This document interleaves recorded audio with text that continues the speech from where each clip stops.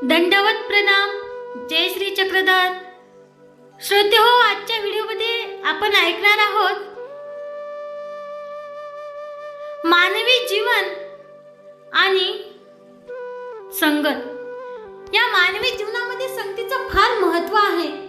संगत चांगली असली की माणूस चांगले कर्म करतो आणि संगत वाईट असली की माणूस वाईट मार्गावर चालतो. पाण्यासारखंच तर माणसाचं जीवन आहे.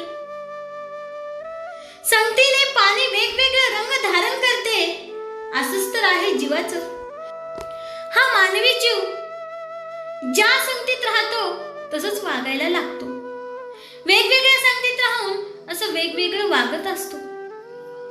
म्हणून तर म्हणतात, जशी संगत तशी जीवनाला रंगत. आपण ज्या प्रकारे जशी संगत करतो तसंच तर आपल्या जीवनामध्ये आपण कार्य करायला लागतो. आकाशातून पाणी पडतं, थेंब सारखेच असतात. पृथ्वीवर आल्यावर संगतीने पाण्याच्या स्वभावात बदल पडतो. ते एक थेंब अग्नीवर पडतो तेव्हा जळून जातो. मातीत पडला की जिरतो, हिरव्या पानावर थांबला की मोत्यासारखा दिसतो.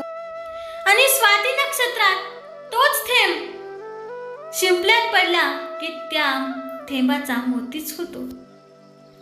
आभाळातून पडणाऱ्या पाण्याचं भविष्य तो ज्या जागेवर पडतो त्यावर अवलंबून असतं. पाणी शेतावर पडलं तर पीक वाढतं, पाणी साचलं तर जंतू होतात, आणखी वाईट समास लाभला की पाण्याचं गटार होऊन जातं. पाण्याचा थेंब मोती होतो ते त्याचा मोक्ष, तर गटार होणे त्याचं नरक. अगदी तसंच तर मानवाचं जीवन आहे. बाळ जेव्हा जन्माला येतो तेव्हा तो एक निरागस बाळ असतो.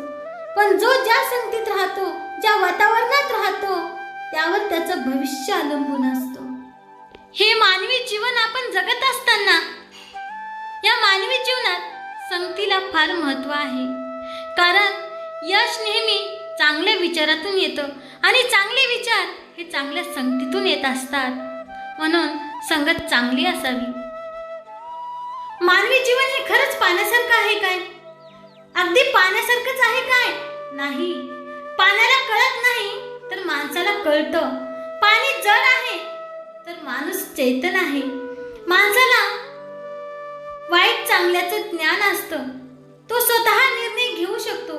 म्हणून माणूस हा पाण्यापेक्षा श्रेष्ठ आहे. म्हणून सर्वज्ञ श्री चक्रधर स्वामी म्हणतात, जीव सर्व अधिकार आहे. जीवाला सर्व गोष्टीचा अधिकार आहे, चांगले वाईट. जीवन हा 3 अक्षरी शब्द आहे. तो फार महत्वाचा, अनमोल आहे. चुकून आपण त्याचे गटार बनवत असतो. व्यसनाधीन होऊन आपण आपल्या जीवनाचे गटार बनवत असतो. असे हे व्यसनाधीन झालेल्या जीवनात सगळं असूनही नसल्यासारखं असतं. अशा वेळी माणसाकडून चांगले कार्य होत नाही आणि आपल्याला दुःख असल्याचा अनुभवतो आपण. माणूस वाईट संगतीत राहिला की स्वभावावरचं नियंत्रण सुटतं आणि स्वभावावरलं नियंत्रण सुटलं की वाईट संगतीचा संग्रह वाढतो आणि ती वृत्ती थांबत नाही. अनेक वाईट कर्म करायला आपल्याला प्रोत्साहित करीत असते. म्हणून संगत नेहमी चांगली असायला पाहिजे. सर्वज्ञ श्री चक्रधर स्वामी संगतीचे महत्त्व सांगत असताना स्वामी एका दृष्टांतातून सांगतात. स्वामींचा एक अतिशय सुंदर एक दृष्टांत आहे, ज्यात एक भिंगुरुटी असते. ती एका मातीचं घरटं बनवत असते आणि त्या घरट्यामध्ये आळ्या आणून ठेवत असते. ती एकदाच खाऊन टाकत नाही, तिच्या पुढच्या भविष्यासाठी त्या आळ्या ती जमा करून ठेवत असते. पण खूप दिवस राहिल्यामुळं त्या आळ्या त्या भिंगुरुटीचं चिंतन करत असतात. ती आता मला येईल आणि खाऊन टाकल, भिंगुरुटी येईल आणि मला खाऊन टाकल, असं चिंतन करता करता त्या आळ्याच भिंगुरुटी होत असतात. इतके प्रचंड परिणाम पडतात संगतीचे. संगत आपल्या जीवनात संगत फार महत्त्वाची आहे. संगतीचे फार मोठे परिणाम असतात. संगत चांगली असो की वाईट, परिणाम मात्र सारखेच आहेत.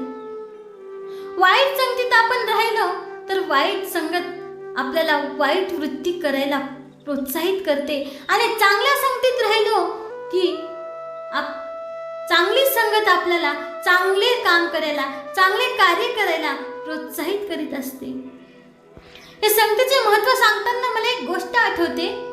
नाही, वसंत आला की आपले आरोग्य चांगले राहते आणि संत आले की आपले संस्कार चांगले होतात. संतांच्या संगतीत आपले संस्कार चांगले होतात, आपले विचार चांगले होतात. चांगल्या संगतीत आपले चांगले विचार कसे होतात हे आपण या गोष्टीच्या माध्यमातून ऐकूया. 2 भाऊ होते, एक छोटा आणि एक मोठा. मोठ्या भावाची परिस्थिती चांगली होती आणि लहान भाऊ थोडासा गरीब होता. मोठ्या भावाच्या शेतातून त्याला ट्रॅक्टर न्यायचं होतं आणि त्याच्या शेतामध्ये जायला तिथूनच रस्ता असायचा, पण मोठ्या भावाने तो रस्ता बंद केलेला होता. लहान भाऊ खूप काकुलती येऊन मोठ्या भावाला म्हणतो, दादा मला ट्रॅक्टर नेऊ दे रे, मला दुसरीकडून जागा नाही, माझ्या शेतातली पेरणी व्हायची राहिलेली आहे. तो काही ऐकत नाही. त्याला उलट तो भावाचा अपमान करून त्याला घरातून जायला सांगतो. लहान भाऊ खूप दुःखी होतो, त्याला काय करावे काही कळत नाही. आणि इकडे हा मोठा भाऊ संतांच्या संगतीत जातो, म्हणजे कीर्तन ऐकायला गेलेला असतो. त्या कीर्तनात ते महाराज म्हणतात, माणसाच्या जीवनाचा घडीभरचा भरोसा नाही आणि माझं माझं माझं माझं करत फिरतो. किती कमवशील रे, ते कमवलेले काय नेणार आहेस तू सोबत? फक्त तू जेवढे चांगले काम केले, चांगले कर्म केले, कोणाची मदत केली, हेच तर तुझ्या सोबत जाणार आहे. आणि त्याच्या डोक्यात प्रकाश पडतो. तो घरी आल्यावर आपल्या भावाला आपल्या शेतातून ट्रॅक्टर न्यायला परवानगी देतो. एवढा प्रचंड परिणाम आहे संगतीचा. संगत चांगली असावी, संगत संतांची करावी, संगत चांगल्या विचारांच्या माणसांची करावी. व्यसनाधीन असलेल्या माणसाची संगत होईल तितकी आपण टाळावी. एवढे बोलून मी माझे 2 शब्द संपवते. दंडवत प्रणाम. जय श्री चक्रधर.